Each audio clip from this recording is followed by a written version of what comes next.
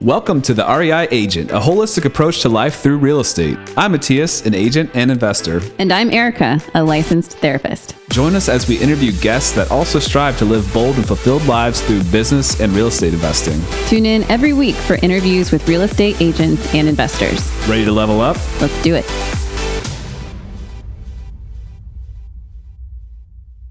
Welcome back to the REI Agent. You know what? Let's leave that in. I think we have had a couple bloopers and we seem to be falling on our face in these intros. So we're just going to start it organically and authentically. And that was a funny intro and we're going to run with it. I'm here with my lovely co-host. This is really bad. We can't talk.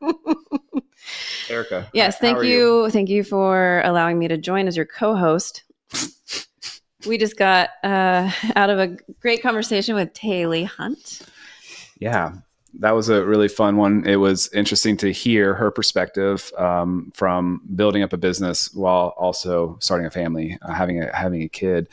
And it was, interesting because I've been kind of on the other side of the coin, but she has a husband that is, does a lot of the behind the scenes work that you do for us. So it was a fun kind of like flipped yin and yang, if you will, kind of conversation, seeing her journey as in the lens of ours. Mm-hmm. Yeah, she started her real estate career, which was also a pivot from a career in higher ed at the same time as she became pregnant and had her first daughter. And so she was learning the new parenting thing and managing that piece of it without childcare while also building her business and doing really well. She was pretty successful that first year.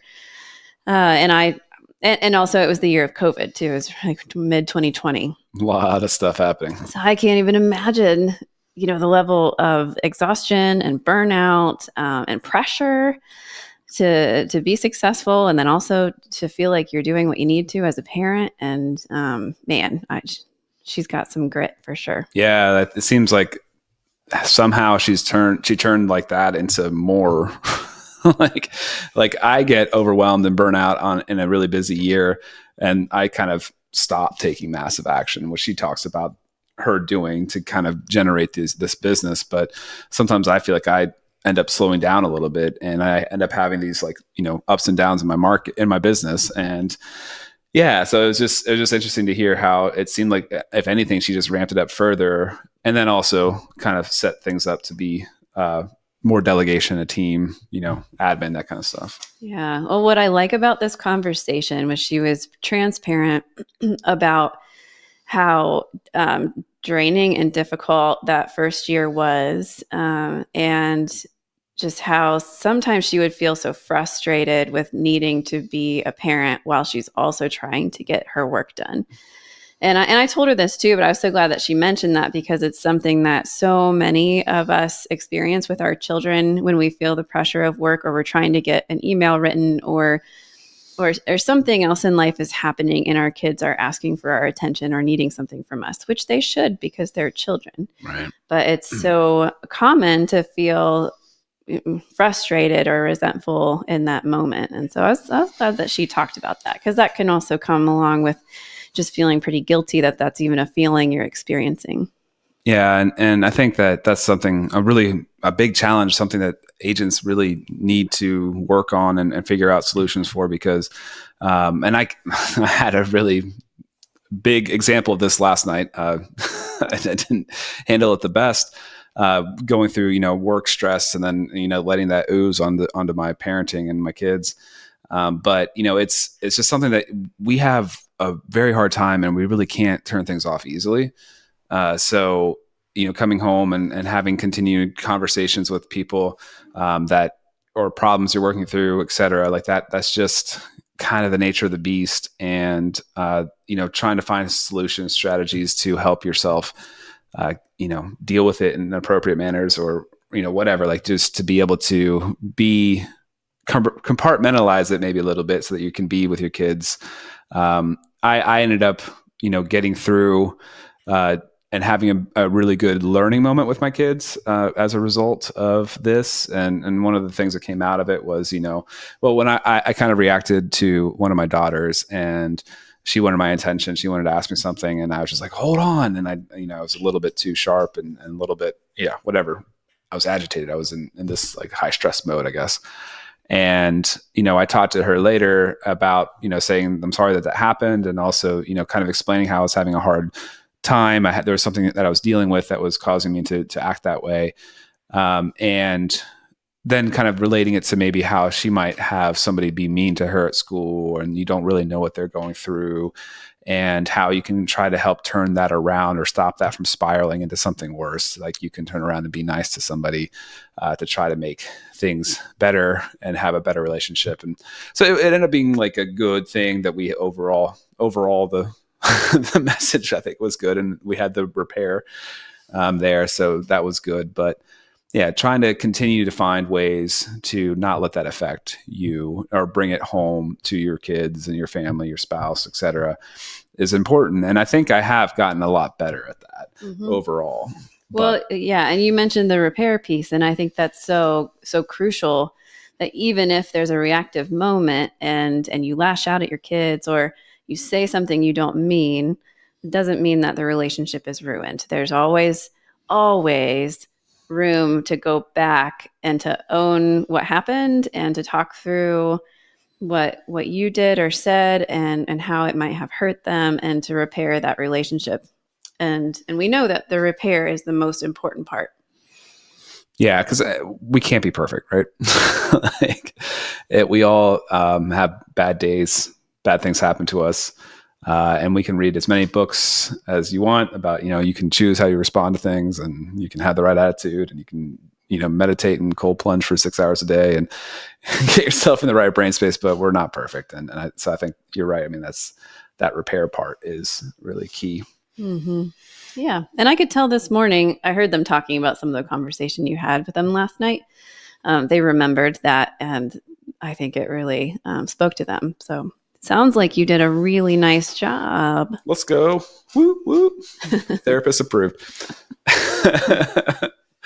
Actually, I'm kind of glad you weren't there. So maybe it wasn't perfect in the moment as I remember it. But no, just kidding. It was good. And, life continues, and we're going to keep working on these things that we all deal with. So without further ado, unless you have anything else you want to add? Nope, I don't. Should we add some more bloopers in quick? Yeah.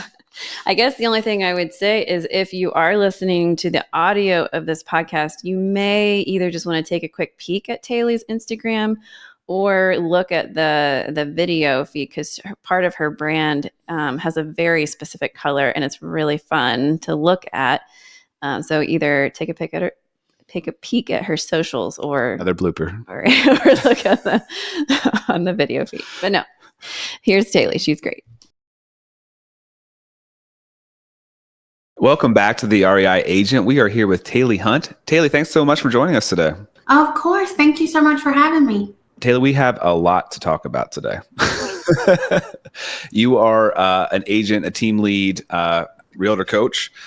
Could you maybe get us started on how you started with real estate and tell us a little bit about your story? Yeah, so my background is actually in higher education. I'm 28 years old for reference. I went to college, undergrad and grad school, and I spent 2 years working in higher education before I quit my job in North Carolina and moved to South Carolina. I went to college at my hometown college, and I also went to grad school there, and I also worked there. And so I grew up in this real small town where everybody knew everybody, and I picked up my life and left everything that I had ever known and moved to Columbia, South Carolina in 2020. So that was the year of the pandemic. My husband and I were engaged at the time. He was active duty Army at the time, and that's why we moved to Columbia. Okay. And I had fully planned to just continue on in higher education. But because of COVID, it wasn't just, things were locked down physically. State budgets were frozen for a lot of state institutions and departments. And so when I moved to Columbia, I had all intents and purposes of just working at the university here, trying to find a job, but they weren't hiring because of the budget freeze. So someone said, you should get your real estate license, as if it was super easy, like just go get your license. And so I did. I had no idea what to expect. And I got licensed in July of 2020, and I didn't start working until the fall because we were also in the middle of planning a wedding. I was pregnant. I found out that I was having my daughter on the morning of my real estate exam, which was wild in and of itself. And so we just had a lot of like life things going on. So I started in the fall, and then I sold my first house in February 2021, had my daughter in March, and I haven't not sold a house any month since then. It's been wild. Wow. So after you delivered, you were pretty newly postpartum, did you take some time off? How did you balance the becoming a new parent and then also starting a new career at the same time? Yeah, after I had my daughter, I never took any time off. And I don't advocate for that whatsoever because it was very rough. I was literally writing a contract in the hospital bed. And my husband, oh my gosh. Yeah. Now this was like during labor, or had you had your baby at this point? No, so I had her 3 weeks early. So they had, basically I had been taken to the hospital or instructed to go to the hospital. And I was just laying in the hospital bed. And at that point they had said, you're going to stay and we're going to go ahead and let you have the baby. So I was just kind of waiting around. And I'm pretty sure they induced me at like 6 o'clock. So it was a couple hours before. I was just laying in the bed and I was like, well, might as well get this offer while I'm waiting. Oh my God. And I never took any time off. I remember, leaving to go take my daughter to her first doctor's appointment and stopping on the way to check out a house for a client, and that's 3 days after you have the baby. I never took any time off. And I spent my first year in the business with no childcare. And that year I sold 28 houses. So I just felt like I was all over the place. I was kind of miserable by the end of the year because I did more business in the fourth quarter than I did in the first 3 quarters combined. So it all hit in the fourth quarter, and it was just like a lot.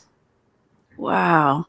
Looking back at that time, give me a picture of your energy level. Were you sleeping? Were you also trying to juggle breastfeeding with her too? Yeah. So I only breastfed for 2 weeks. I hated it. I was miserable, so I quit. And no, we were not sleeping a lot. She was waking up multiple times during the night. I was exhausted. And my husband was working full time because he was full-time active duty Army. And so, he would leave during the day and I would just be there all alone with her. And it was miserable, and a lot of people were like, wow, you're doing so well. You're closing all these deals. You're crushing it. And I very much felt like, wow, this is like crushing me. Like I'm really struggling right now. It was really hard. And all of my lead generation was social media, and at the time I don't know that I even felt like I had a system for lead generation, but it was just me getting online. So I was constantly online. I was showing up every single day online, and I would talk about, how it was hard, but not really as openly as maybe I could have, in the thick of it. I don't think you realize exactly how unhealthy it is. Sometimes when you're in the moment, when it's so hard and so stressful, like I've had times in my life like that where I realize after I'm out of it, looking back, I was just in survival mode, and it was just kind of more so thinking, what do I need to do to get the next thing done? And doing, like, I function pretty well in the moment, but then once it's done, I usually collapse or I'm just so exhausted once I have a chance to finally breathe. 100%. That's exactly what it is, and I was just in this mode of like, I do not want to fail. And the ball had started rolling. And so it was like, we can't stop it or it will never pick up again, which is loony, right? Like it would have, but I didn't know any better. And I was just scared of not being able to, I don't know, I guess be successful for some reason or another. And so it just felt like I had to just muscle through, and I did. The next year I sold 86 houses. And I did have 6 hours of childcare a day during that time, but that's still a lot for somebody who still has, you know, a 1-year-old. It's a lot. Yeah. That's a Taley, lot. you are a force. Was there a distinct moment in this really difficult period, you know, parenting, having a kid, being in the hospital, writing a contract? Was there a specific moment where you were like, I need a team or something to make this not be this way, have some help? Because that's something that you've done now. You've created a team, and I was wondering if there was like, just a distinct moment there that you were just like, draw a line in the sand. This is it. I need to do something else. It actually took me a very long time to feel that way. So when my first hire was childcare. I had somebody come in and take care of my daughter for 6 hours a day. And then at the same time, I hired a per transaction TC. In that, this is year 2 for context. This is the year that I sold 86 houses. So the big change was I had 6 hours a day to myself. I had a TC who was doing my paperwork. And then I hired just an admin, just somebody in my office to like help me with showings or whatever I needed to step in, right? Yeah. And then I kind of got it together a little bit more formally the next year. And that year I sold 145 houses as a solo agent with admin help. So year 3, 145 houses, me, a showing partner who was dedicated to just doing showings, a TC, a virtual assistant, and my husband at that point was not active duty anymore, so he was around to help with the things that we needed help with, and my daughter was getting into full-time care at that point. I avoided starting a team for a long time because we were in, and when I say starting a team, I mean like bringing on agents to work with me. I avoided starting a team because my husband had just quit his job, so we were now a one-income household. Yeah. And so the last thing I really wanted to do was cut my income in half by bringing on agents and like passing off the business. And I had a real limiting belief of like, I don't have enough business to pass off. I mean, I was selling 145 houses and I felt like I don't have enough business to pass off. But my showing partner really wanted to be a producing agent. And I like her a lot. And so I said, come work with me. And that was the first big thing. And at the beginning of that was at the beginning of 2024. I wouldn't say that I was the best leader. You know, I was still very focused on hitting my goals and making sure that we had enough and I was closing enough. But, and I wrestled with it for the first 6 months of the year. I was like, why can't I just sell 100 houses a year, make a good living, like just have some admin support?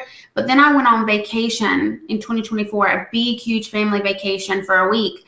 And I worked 4 hours a day, every day. And I was like, I cannot keep doing this. Like, I don't even have the freedom to go take a week off. What is the point in building a life if you can't live it? And so I decided from that point forward, I was going to restructure my business. I brought on 2 more agents. And in less than 6 months, I've pretty much completely stopped working with buyers unless there's like a reason. And now I'm focusing on listings. And my goal is to be out of the service side of the sales by the time I turn 30, so that I can become more of a leader on my team and be the person who's building the brand. Yeah, no, that makes a lot of sense. If you don't mind, I would like to hear a little bit of the details of how you started these hires. So was transaction coordinator, admin person, was that an hourly thing? Did you have any kind of commission splits with the showing? Was that showing person also an admin? So I'll break it all down for you. So my first TC was per file, and eventually she quit because she said we had too many transactions to be able to handle, which was totally valid because she had 2 kids at home. And so it was not working for her anymore. So when I hired my current TC, we hired her salary because I knew that the volume of business that we were doing and the business that I wanted to create, I wanted exclusivity. And I did not want her working for anybody else. And so we hired her salary, and that's, you know, she's our team's TC. And then the first admin that I hired, that lady from my office, I just paid her a monthly fee. And I can't remember what else I can't remember, but it wasn't a lot, right? Like I was just kind of like saying, here, help me do whatever. Then my showing partner, I paid her a split at closing and a small monthly fee too. Like a fee to, I think of it as like she doesn't do any admin work, but I think of it as like you're putting a ton of miles on your car, right? Like here's like just a fee. And so I pay a fee and a percentage at closing. And then my husband is now our DOO, so he's on salary too. And then I have a virtual assistant from a virtual assistant company that works with us too. I think I hit everybody. And just for me, DOO is what? A director of operations. Yeah. Okay. So he handles all the stuff that I'm not good at. Like he meets with our tax people and he reviews our P&L every week. And that's what I am. He does all of that. Yeah. And he just does, you're DOO. Yeah. He does anything that needs to be done. And he also handles the investment side of our life. So, you know, I went from making $41,000 a year on salary to in year 3 of my business making over $1.2 million in income. And like, we don't know what to do with that money. And so he's really taken charge of making sure that we are setting ourselves up for the future. So all of the real estate investments that we do, he handles all of that. Wow, that's cool. This is weird. This is like our story almost. But kind of flipped around. Like, I mean, I was thinking about how it was with me when you had kids and how I couldn't really stop and how I was having to handle things in the hospital and all that kind of stuff. But I wasn't actually the one, you know, actually giving birth. Yeah. Small detail. It's funny how it's just something that you can't really turn off, or you lose momentum. And one of the things that I was also thinking about as you were talking, and thing that you seem to have worked through and struggled with, but have kind of overcome, is this whole scarcity mindset. Like, you know, at the beginning, you know, I can't stop the ball from rolling because there may not be something tomorrow. You know, we need to make sure this keeps going. I need to get this thing to be successful. Then I don't have enough business to, you know, help other people get successful as well. There's definitely a scarcity mindset there. I know people that won't hire admin, won't hire anybody because they think they're just training their replacement. Yeah. And that's all this fear-based approach. And I think that's really prevalent in real estate. Like it is. I think it's a competition versus community mindset, one. And I also think that people are nervous to lose what they've built. And I mean, I've come to grips with the fact that any agent that I hire could learn all they want to from me and then leave, right? They could do that. I've come to grips with the fact that in order to have more of my life, I have to give up more of my money. But what I've learned is that I have switched my mindset from, what if these people leave me and go and create their own business, to how cool of an opportunity is it that I get to raise the future real estate leaders, right? Like, how cool is it that I get to be the one to teach people how to build businesses that they're proud of? And how impactful is that? Like, I'm not just working for myself, I'm helping other people leave their own legacies on the world. And then also understanding that I've gotten to the point to where I can trade time for money. And because I'm not in the weeds of always being the one selling every single house, it gives me an opportunity to step into my power, which is to take massive action. And I think that anybody who's listening to this needs to think about the mindset switch that can come with when you stop thinking about you, and start thinking about the world around you and the business that you're building and how it can create a life for not just you, but your family, right? Like, it doesn't matter how many houses I'm selling. It doesn't matter how much money I'm making if I can't spend time with my daughter. And that is where I was. I was in a space where I had all the money, I had all the clients, but I didn't have a life. And I never want to feel that way again. And so I would 100% rather hire and leverage out my business so that I can have more time at home. And the way that I think about it is like, you are sacrificing something. Either you're sacrificing money or you're sacrificing time with your family. Like, what do I want to say no to, right? Like, I don't want to say no to my family.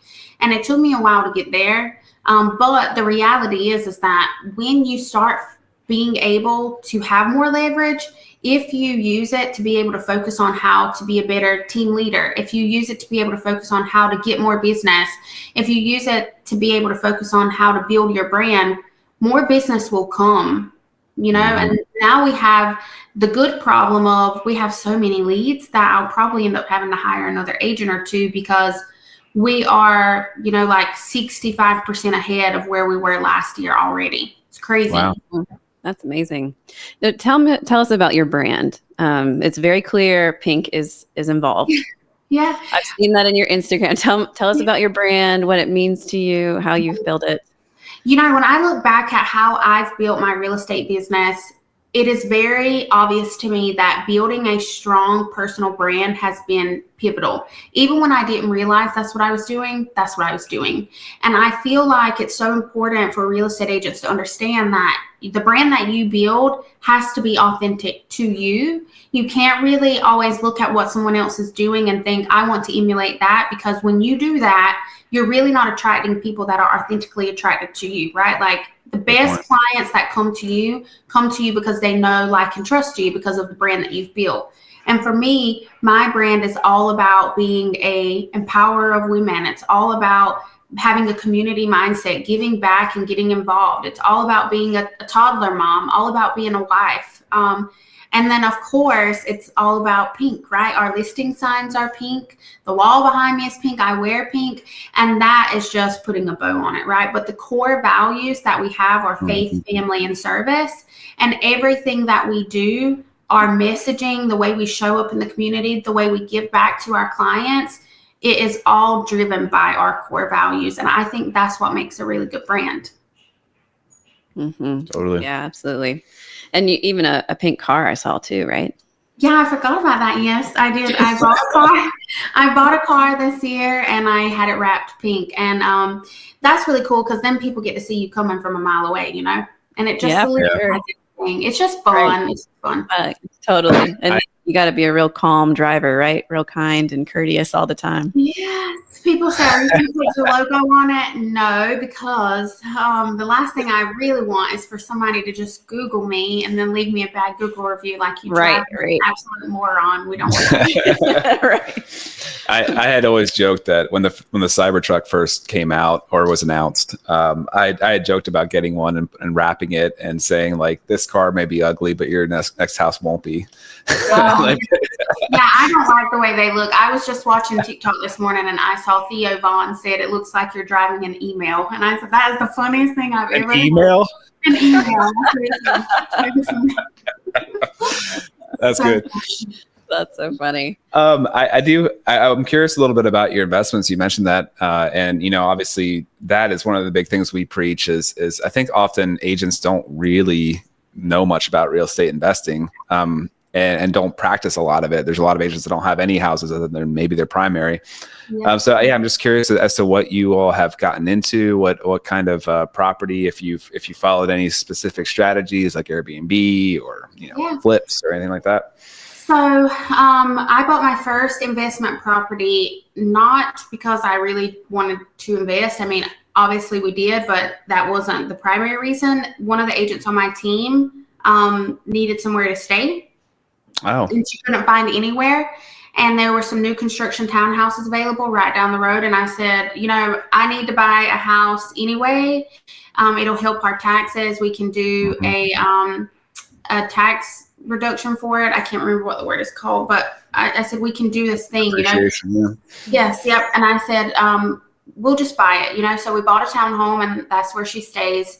And then my husband is the one who really takes the lead, but we bought 2 more properties last year, and then one was supposed to close in December but closed out in January. So we have 3 other single family homes, not in our state, just across the country. And they're long-term rentals. So we haven't gotten into Airbnb or short-term yet, but that is what we want to do. And we're really doing it, one, for long-term wealth, but also for the tax benefit as well. Trying to find ways to make sure that we're investing our money instead of always having to spend it on taxes, which is super helpful. So there's that benefit. We would like to get into short-term rentals, Airbnb, stuff like that. We're just kind of taking it slow.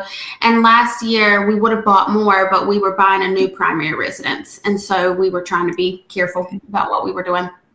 Sure. Yeah. No, that's awesome. Like one of the things that, I mean, you've been talking exactly what we preach, right? The holistic approach to life through real estate. I mean, that's the goal, right? And one of the things that we believe is, there is the long-term wealth, there is the tax benefits of real estate. It just makes tons of sense to invest in.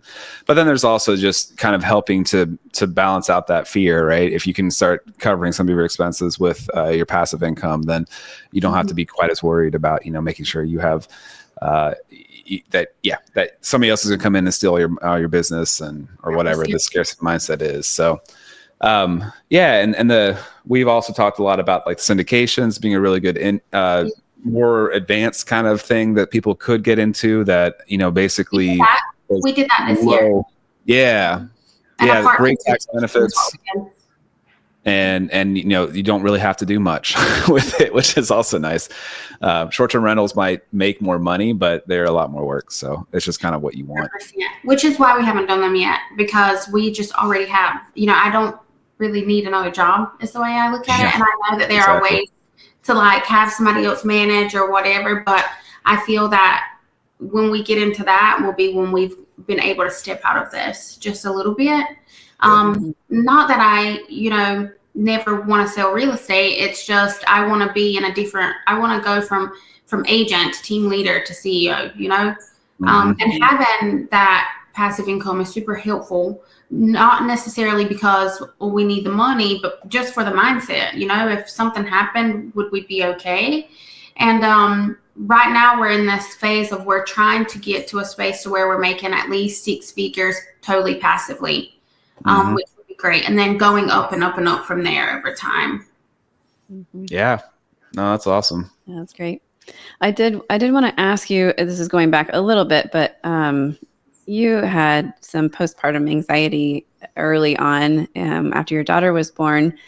And anxiety is often something we talk about with lots of people on this podcast in general, because whenever you're dealing with money, it seems to be just like a sidecar that comes along for a lot of people. And I was just curious what your experience was with that and how that impacted you during that time. It was really hard. I think it was postpartum anxiety and then just anxiety in general of like life, because we were in such a transitionary period. And I mean, we were broke. Like we had a mortgage payment and paid the same amount every single month in debt. And we were on this journey of paying down our debt and getting our finances together, making sure that we had just things together in general, and feeling a lot of pressure of like, when you have a child, it's not just about you anymore. So I think the parental pressure, and then the fact that I was trying to run a business or do a job, really it was not a business, it was a job, and also have my daughter with me every day, your wires kind of get crossed of like what's important and what's not. And so looking back, I grieve that time a little bit, because I wish that I would have spent more time with her. I specifically remember being annoyed. It's really sad to say. But I remember being annoyed because I was in a call like this, on a Zoom call, and she was sitting on my lap and she was pulling my hair, and she's an infant, and what are they supposed to do? And I was just so aggravated. And I called my husband and I was like, this is so annoying. Like, I don't have any help. I can't do anything. And looking back, I wish that I would have been like, oh, she's a baby. Like, she wants to be with me. That's normal. But in the thick of it, you just don't even think about it that way. And so I would say that my postpartum anxiety manifested like stress and annoyance and headaches and exhaustion and just being totally depleted. And I remember towards the end of the year, I had just finished up my first year, and I was laying in my bed with my husband, and I was looking at my phone, and someone on Facebook said, I'm looking for a real estate agent in Columbia. And I looked at him and I said, I hope nobody recommends me because I'm freaking exhausted. Like, I cannot do this. I'm so tired. And that's when I knew that I gotta figure out how to show up for myself more and not just for the business. Like, I really got to leverage out a little bit. That's when I decided to get some childcare, because I knew that I wasn't being the best mom that I could be. And I thought, well, if I can step away for 6 hours a day and really focus on this, then I can come home and be with her. Yeah, totally. I love that you mentioned that you felt annoyed and frustrated with your daughter, because that's something that a lot of new parents struggle to say out loud, because it comes along with a side of guilt too. Like, I shouldn't be feeling that way, but it's so common. And so it happens all the time to feel so frustrated with them crying or getting in the way, or keeping you from sleeping. And so many parents feel that way. And it's really cool that you paid attention and noticed that that was signaling you that maybe something could shift and could be different. You didn't just feel like, oh, this is going to be this way forever, and I just have to do it. Yeah, I was miserable, and I was like, I am not about to be miserable forever. And it took me a long time to get out of that. I mean, there's no way, and somebody could have a different experience, but in my mind, there's no way you sell 145 houses a year as a mom with no other agent bearing that load and not having days of like straight up misery. I had so many leads and so many clients that I didn't even know what to do with it. And it was a lot. And I was thankful for it and proud of it too. Like, cannot believe that I've been able to do this. But it did come with a side of, gosh, this is a lot. Like, do I ever want to do this again? And I never want to do it again. I never want to do that again. I would much rather have help than do it all alone. Totally. Where do you feel like you are now on the balance between spending time with your daughter, your husband, work, things, spending time for you? A lot better. I'm going to get a facial after I get off this call today. That's awesome. A lot better. I try my best to be done at least 3 days a week by 3:30. Because I can focus a lot more on listings, even though we're doing a lot of them. Like, I've gone on 15 listing appointments this month, which is just wild because we've always been real buyer heavy. I have more time to spend with my family now than I ever have before. Last year, we went on 10 Disney vacations. So I was able to like step away, and it's not like I didn't work while I was there. I mean, you can't go to Disney World 10 times a year and just cut off your phone when you're running a business. Like, you can't do that. Right. But I was able to not physically be here. And so my next goal is to be able to have every day where I'm done by 2:30. My daughter goes to work and I'm able to accomplish everything I want to. She goes to school and I'm able to accomplish everything I want to while she's at school. It's a lot better. Like, I don't have anything on my agenda this weekend. Once I finish with my listing appointment today, I'm done for the rest of the day. And I've gotten really good at boundaries, I will even get an opportunity for a listing appointment.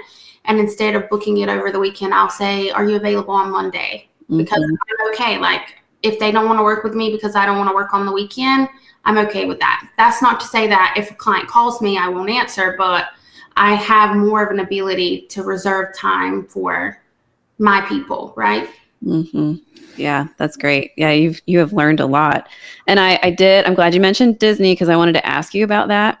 So you've gone, 9, 10 times this last year? Yeah, I went 10 times last year. And then we're going on a Disney cruise for my daughter's birthday. And then we're going again in May. Wow. Do you have Disney down to science at this point? Gosh, there's so much that we still haven't done. I mean, it's absolutely huge. There's so much that we haven't done, but we know what we like to do when we go. We've stayed at we like resort hop. So we've stayed at almost every resort. There's a few more that we want to hit. But we love it. And I think that when I think about the psychology behind it, I think that it is giving my daughter the attention she didn't get from me for a couple years, and just saying, let me just give you the best childhood ever, because you do feel a little bit of that mom guilt for the time that she doesn't even remember, Did you grow up going to Disney? No. But you get there and it's like, that's all you can think about is at least for me, and I think some people have different experiences. Like if you're working a 9 to 5 and your kids are in school, the only time you can go is during Easter weekend or the holidays. It's insanely packed. Oh, and sure. So that can be a little like miserable if you don't like stuff like that. But we can go whenever we want to, right? Like I could plan a trip for the middle of the week in 3 weeks if I wanted to. And so we have been able to experience that during slow times. I mean, as slow as it can get with Disney, right? Like where it's not suffocating. And also when we go, we don't just do the parks. Like we love to go to the resorts, to Disney Springs, to just explore. And when I get there, it's almost like I'm not thinking about anything else. Like I might dedicate a little bit of time to sit in the room and do whatever I need to do for work. But I'm just so in the moment that it gives my brain space to relax just a little bit. Love it. Sounds like it's healing for your daughter and also maybe for you too. Yeah, it totally is. Like how some people like to work out every day. I like to go to Disney and the spa. People say, what are your hobbies? I like to go to a spa. I like to go get a facial. Like I just like to pour into me and my family. That's what I like to do. Love it. You know, I was thinking as you're talking about that, about how you said you came from a salary of 41,000. Is that right? Is that what you said? Mm-hmm. And then at one point you're like, I made 1.2 million, and then you were worried about, losing some of that. And if you like zoom out, right? Like if you zoom out to your who you were when you're making $41,000 and think, like I'm not making 1.2, or, I'm delegating a little bit more. I'm running this company and I'm getting to go to Disney 10 times. You're like, sign me up. Right? Yeah. I totally agree. Perspective. Yeah, I totally agree.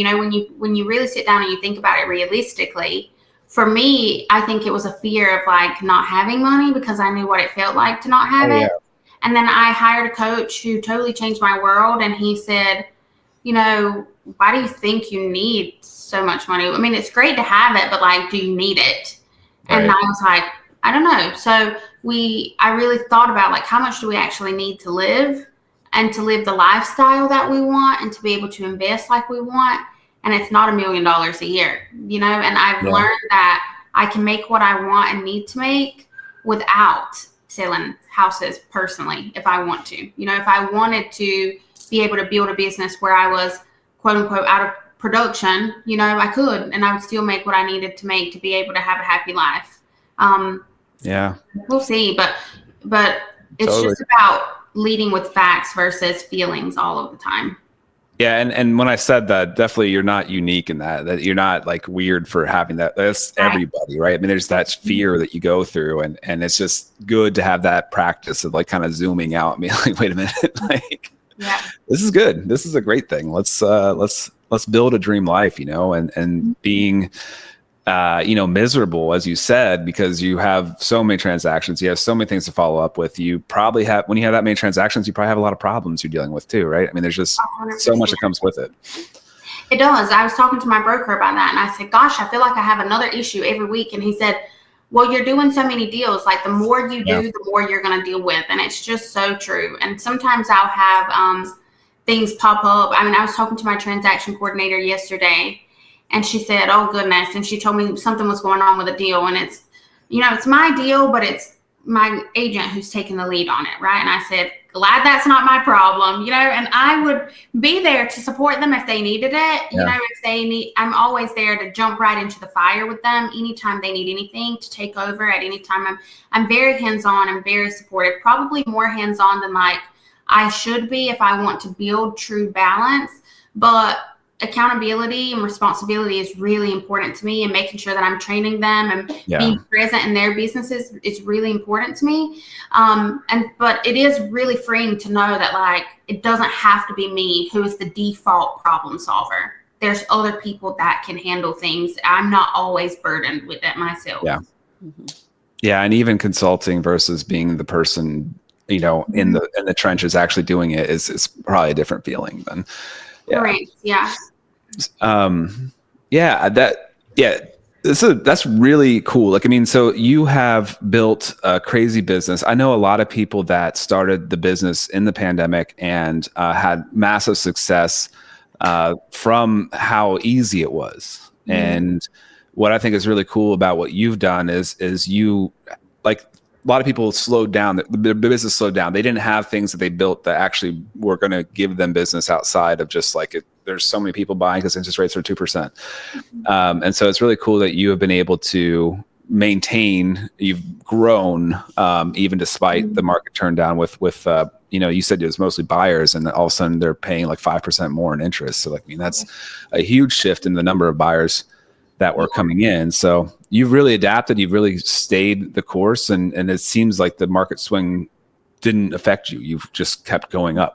It didn't affect me. And here's the thing, that anybody who's listening to this, you have to understand that we were in a market where you could stick a sign in the yard and it sold. Yeah. You could stand outside and buyers were flocking to you, period. So a lot of real estate agents didn't have the need, or felt like they didn't have the need, to learn how to actually lead generate, or how to actually convert, or to actually build a brand, or actually build a business. And most people were just, thought they were geniuses when really they were just a product of the time. And so there's a lot of agents who I feel are frustrated with the market because they were up here and now they're down here and they don't understand. And I've seen it firsthand coaching real estate agents and training them, that a lot of people just got lucky and now they can't even figure it out because they are struggling with wrapping their mind around the fact that they probably were not as talented as they thought they were. They were just lucky, and that's fine. But if you are the agent who cannot figure out why your business is not thriving like it was, let's say 3 years ago, you have to figure out what can you actionably do to be able to get business. It's not passive anymore. It is taking massive action every day, committing to it and being consistent. So, when you get done listening to a podcast, when you get done spending your quiet morning, what is your schedule? And I think every agent has to have that. Like, what is your day-to-day? What is your non-negotiable? What's the priority? What is the lead generation plan? And if you don't have one, you better make one or you're not going to see the results, right? Yeah. Yeah. That's well said. Mm-hmm. Go ahead. No, go ahead, Ben. I was just going to ask if in this journey that you went through, did you come across any books that were revolutionary for you or fundamental for you, or ones that you're just kind of currently really enjoying? So I'll be honest with you. I'm not a reader, but I will take pieces out of books, right? Sure. So I'm licensed with KW, and of course the MREA has been real helpful to me, the Millionaire Real Estate Agent. I'll be totally transparent. I've never read the whole book, but it is a place of value for me. So when I am trying to figure out how to structure my business, or how to add in systems, or how to make sure that I'm on track, I will reach for that as a resource. The economic model has been real helpful for me. How we provide leverage for ourselves as business owners, going back to what works and not just trying to reinvent the wheel, has been real helpful for me. What I see a lot of agents do when they become successful is they start to sell a decent amount of houses and then they think, I need help, and they immediately hire a real estate agent. Or maybe they're getting busy and agents are coming to them like, I want to join your team, and they don't have a team, but agents want to join their team. And so agents think, oh, this is so cool, I want to run a team. Like, it's fun. Running a team is hard work, Right. And so when I find that the downfall is for a lot of people is that they build out the side of their business where they have agents on their team, but they don't have strong admin, they don't have strong systems, they don't have strong support. And so I learned that admin first, you hire admin first, and you build your systems first. And you get real strong on the back end so that you can support the people properly and lead them properly. And so having resources through my brokerage have been real instrumental for me. I recently got sent a book called Lead with Prayer, and I've been reading that. And it is all about how to run your business with God at the forefront of it. And so that's been real helpful for me too, because we're going through a huge transitionary period. And I've really decided that I don't want to make decisions on my own. I want to make sure that I'm consulting what I believe in and making sure that that aligns. And so that's one that I've been reading lately.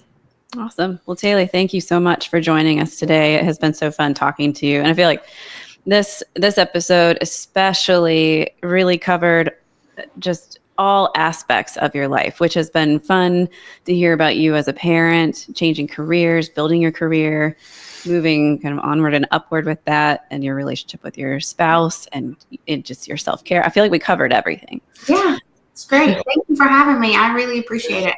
If people want more information about you, is Instagram a good place to follow you? Where can they reach out to you? Yeah, so I have Instagram at Realtor Mom Coach. You can also find me at taleyhunt.com. Okay, cool. Taley, thank you so much for joining us. Yeah, thank you so much for having me. Thanks for listening to the REI Agent. If you enjoyed this episode, hit subscribe to catch new shows every week. Visit reiagent.com for more content. Until next time, keep building the life you want. All content in the show is not investment advice or mental health therapy. It is intended for entertainment purposes only.